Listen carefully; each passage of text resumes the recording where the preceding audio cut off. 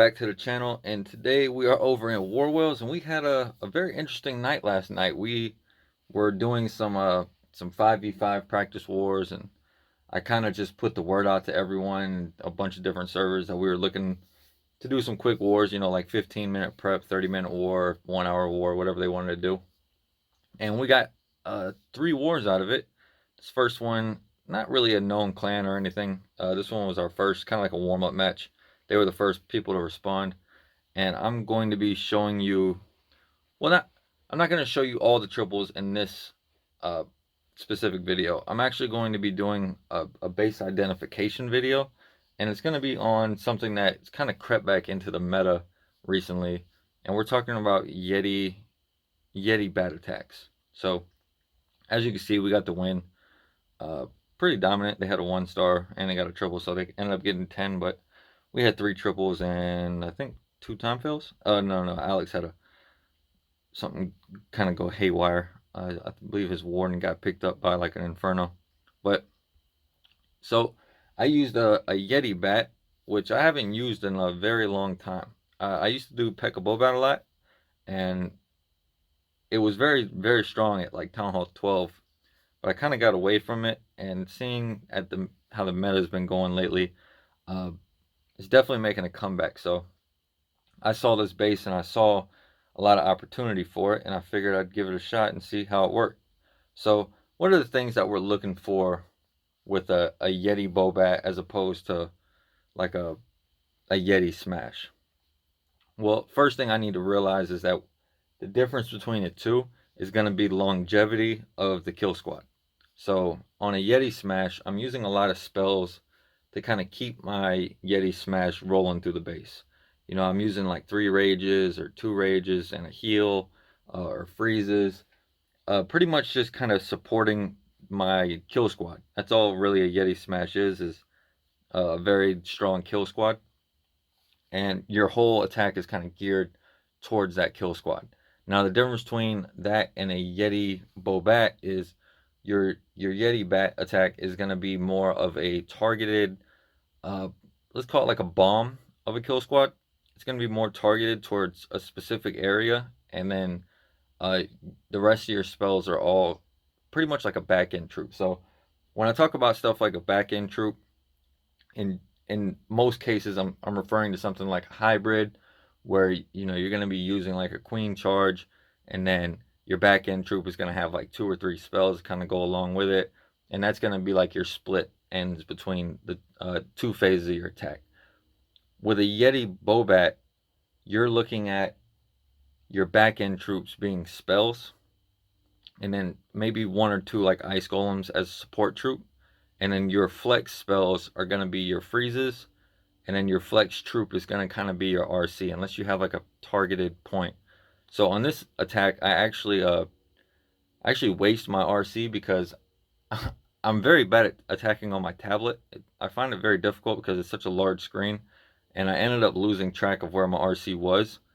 So we're going to see that, but it's still tripled. It was still pretty overwhelming. So let's go ahead and get into the base breakdown of why I wanted to use bats on this base. All right, so first thing I noticed is the town hall is relatively close to the outside of the base. So 1 layer wall break right here gets me relatively deep inside the base, and I don't have to use like a wall wrecker or anything to kind of punch my kill squad through. I can just use a wall breaker, kind of get everything in, get the town hall down, which is the most important thing.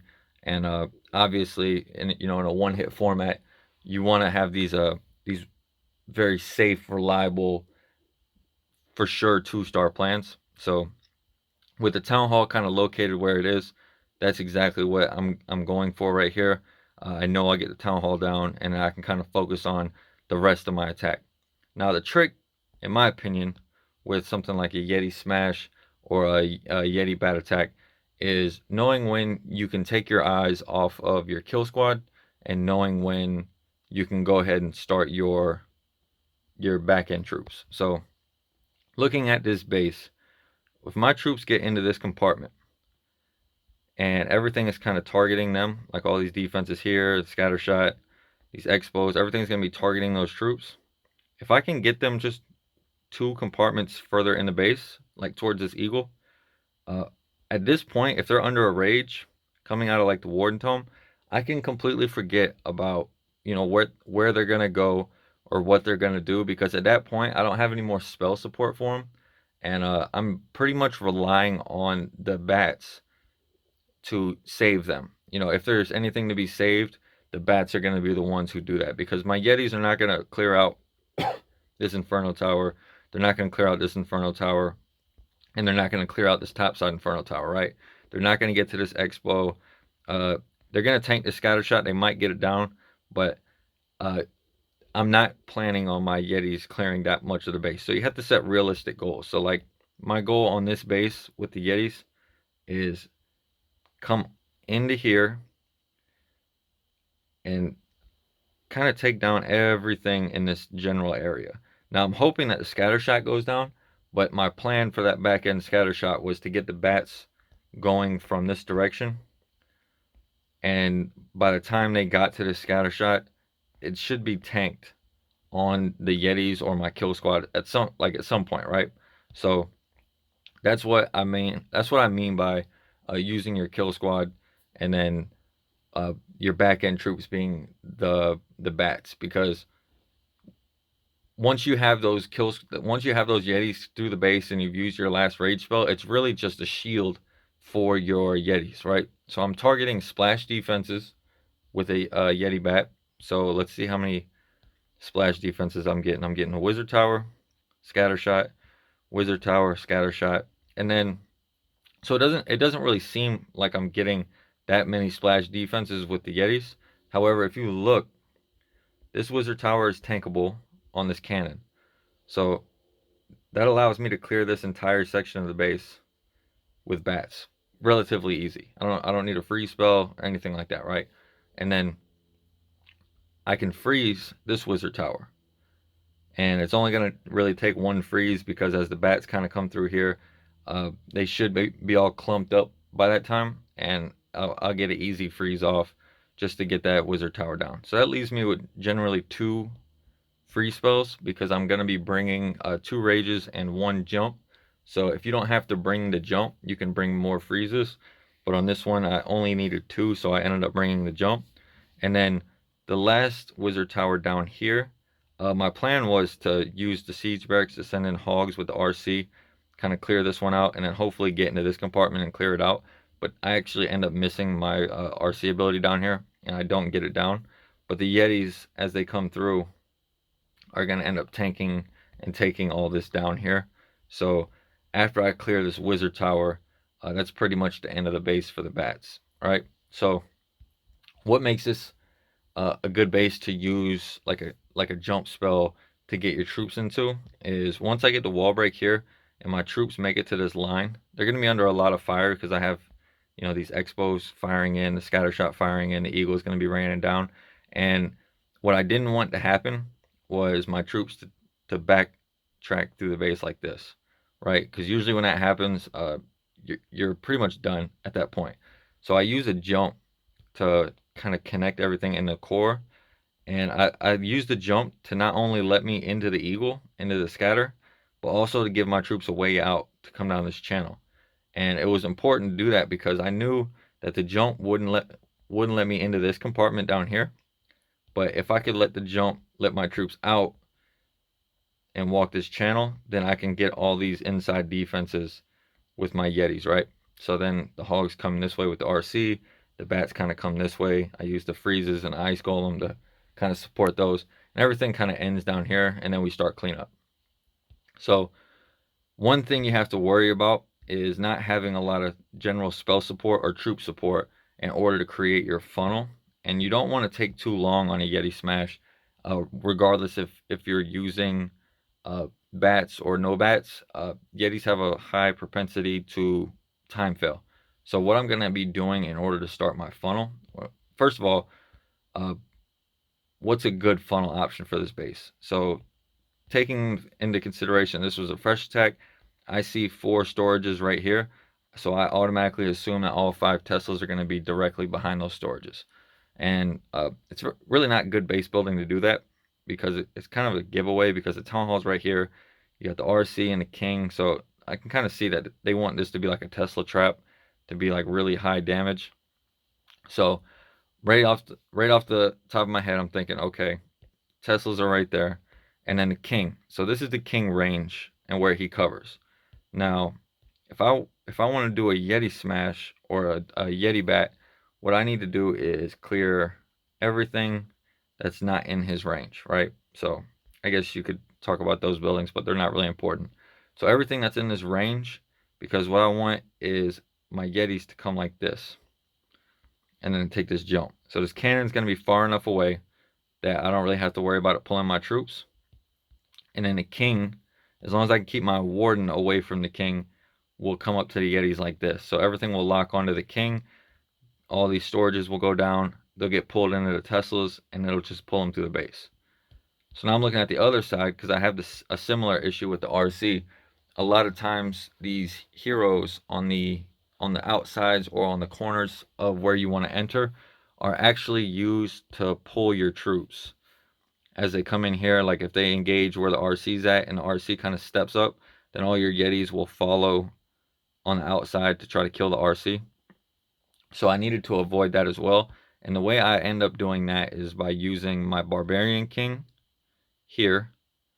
And that also sets the funnel by taking out this storage so my Yetis won't trickle out because they won't see that storage anymore. And then I immediately drop my Siege Barracks and my P.E.K.K.A.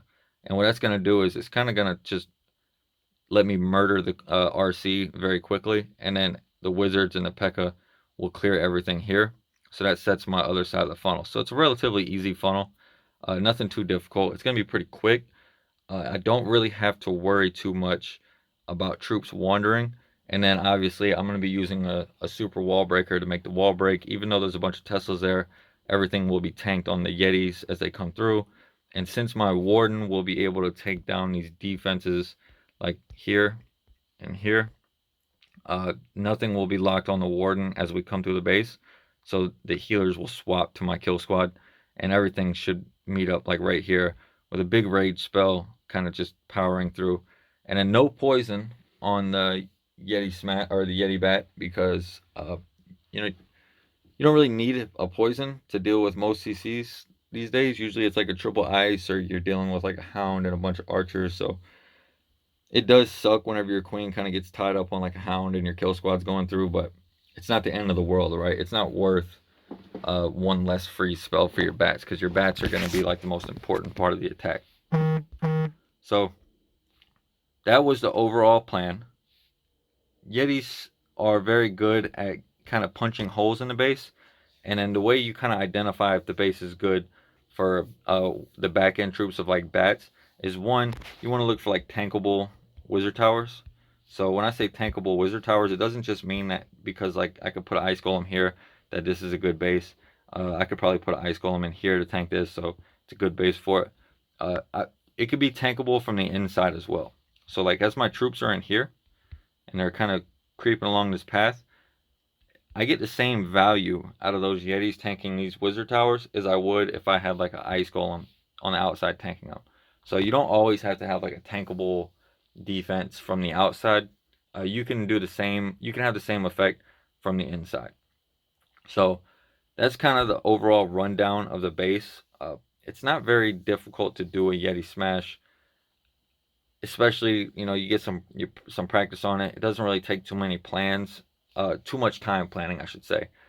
It's more about just kind of understanding what the value you want out of your kill squad and then how you're going to tackle the back end of the base. So let's just get into the attack and I'll just kind of walk through it. I'll pause it as needed.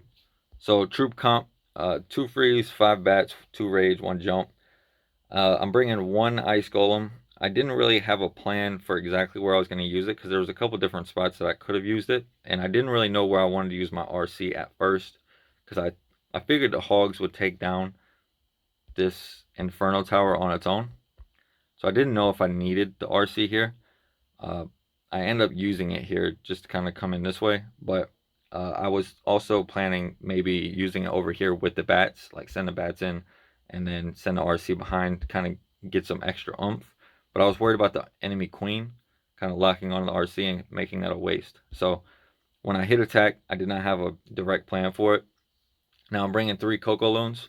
One's going to be immediately used for the warden, that way I don't lose any healers. And then the other 2 are going to be used with the kill squad to make sure I don't lose any healers into there, because I do have this sweeper and this air defense, so there's probably SAMs in there. So I'm probably guilty of bringing too many Coco Loons. I usually bring like 6 or 7 loons when I do like a queen charge, so I probably could start cutting that back. But 3 Coco Loons and then 6 Yetis, 7 bowlers. 6 Yetis seems to be like my magic number for Yetis, pretty much for any Yeti attack I do. So it's kind of like my pre-cooked army. So go ahead and get into it. Warden goes down. Get the healers down. Coco Loon. Now this Loon's actually going to do quite a bit of work because the Warden's tanking that Archer Tower. And then, of course, the Tesla pops. I knew the Tesla was going to be there, so don't quite get the cannon down, but it gets some damage off on that cannon.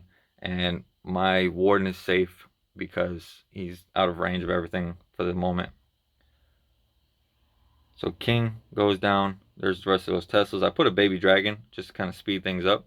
And baby dragons are really good for clearing out skellies, just like you're about to see here. So the skellies pop usually would take my King quite a while, but the baby dragon in conjunction with those wizards just kind of melt it. So early tornado, triggered it with the super wall breaker, get the wall break, and everything is funneling in nice. So as you can see, I got the cannon down here on this corner, so I'm making like this funnel here with my warden and my king and my siege barracks, and everything's just kind of pouring directly into that wall break. So pretty simple funnel. It's, not that many troop space, and then boom, first rage. Early tomes just to get through. Now you can see in the core of this base, everything is tanked. So wizard tower, scatter shot. This wizard tower is not tanked yet, but these expos are tanked.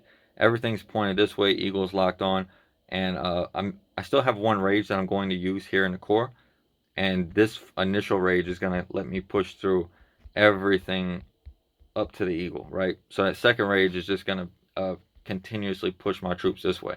I probably could have used it a little bit deeper, but kind of just going with the flow.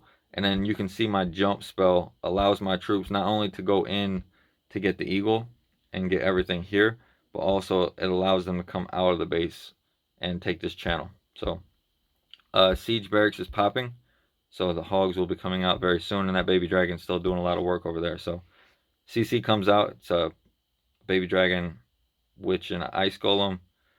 Hogs are going to start working on this compartment, and you can see I kind of have like a wave effect coming, and then I decided to use my RC over here. Now you're going to see the RC is going to end up dying at that inferno, but I want to cover something very important. So my kill squad is in here. They're starting to do this wrap through this channel. My queen is taking out the enemy queen, and so the defensive ring for this base is here now, right? So this is like my channel for my bats, just like this. Now I put down this ice golem, and my intention was to try to keep it out of range of this single inferno tower. That does not end up being the case, and I end up just completely wasting this ice golem. But notice that I didn't wait until my Yetis got to the scatter shot or anything before I started my back end.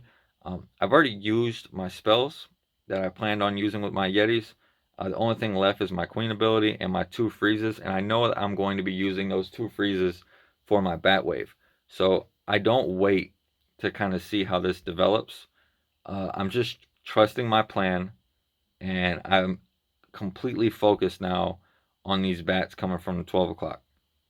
So the goal with bats is you want to give them a little bit of travel time, especially when you're using them in a wave like I am, because what it allows it all to do is for a big group to pile up here, then a big group to move here to pile up, or this way, and then by the time they get to these buildings that you want down, you're gonna have like 60 bats all just like one-shotting every building.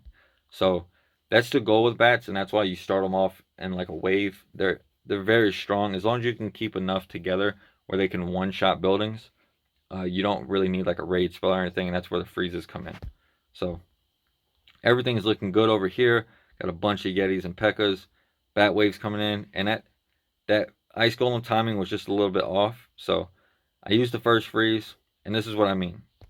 So this wizard tower can kill all these bats, but since I have so many on it, they're going to be able to one-shot it because I started them in that wave. So boom, now I have a huge pack of bats, right? Like a crazy number of bats. And they're just going to come through. I go ahead and freeze.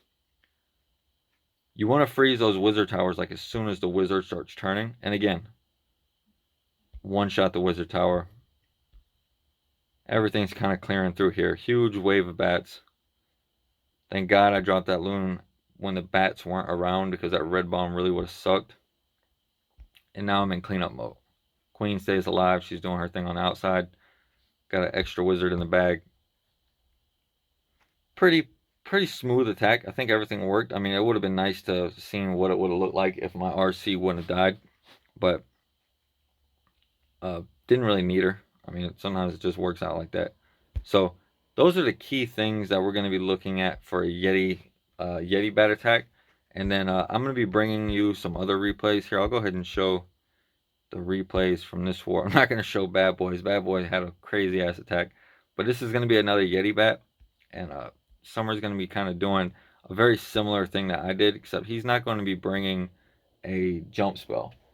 Summer's going to be going pretty much straight up wall break and 3 freezes, and he is going to elect to bring the poison, and you're going to see why. So if you notice, this is a multi-inferno, and as his troops come through, sorry, got distracted there for a second, but as his troops come through, he's going to get not only the multi, but he's going to get scatter shots, town hall, and eagle, right? And that's going to leave him looking pretty good as far as the rest of the splash damage in the base. So he is using a wall wrecker. This is kind of like the old meta. So he gets all his troops going. Really nice solid funnel. Uses a bunch of loons kind of as a cocoa loon, and then almost like another troop to punch through the defenses. So wall wrecker ends up dying a little bit earlier than he would have liked. Doesn't use the tome. A lot of times for that wall wrecker, you have to tome early into the base. So doesn't end up using it. Everything's going to beat through the wall. Gets to the town hall. And then you'll see here, uses his Barbarian King. And then uses his RC. So just taking a look at what's left in the base. He's got a Wizard Tower here. RC is going to go in and take care of that. No splash damage here to interfere with his bats. So as his bats come through here, he's accounted for this Wizard Tower. Now he has a Wizard Tower here and a Wizard Tower here. He has 3 free spells. His King's going to run this way, and then his Queen can work from the inside of the base. So he's not going to need to use a free spell until at least back here. And that's wholly dependent on what his RC does, because if you look here, everything is tanked on his kill squad. So if he can move his bats through quickly enough and use the RC to get through here, he's going to get a lot of value out of the RC along with those bats. And you're going to see that here. Queen's beating on the storage, of course. Eagle ends up going down. And this bat wave is just insane. It's got so many bats. Still has the Queen and RC ability. Here comes the Giant to tank on the outside. So instead of using the Ice Golem, he's realizing there's not a lot of damage there. He can go ahead and use that Giant. Freezes the single to keep the RC alive. Finds a Tornado. So that's something that does end up happening. But then he has the next Giant down here to tank. And still has 2 freezes. And the Queen ability. So not a problem.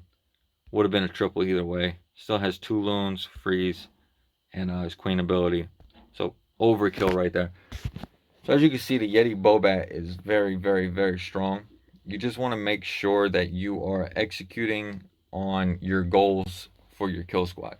So the difference between a Yeti smash and a Yeti bobat is definitely going to be the emphasis that you put on your kill squad. And in this case, Summer By the way, Summer is an amazing attacker, but Summer's realizing he could take out a wizard tower here, he could take out the multi and the wizard tower here, both scatter shots, get all the way to the back end of the base, and then everything tanked on the inside.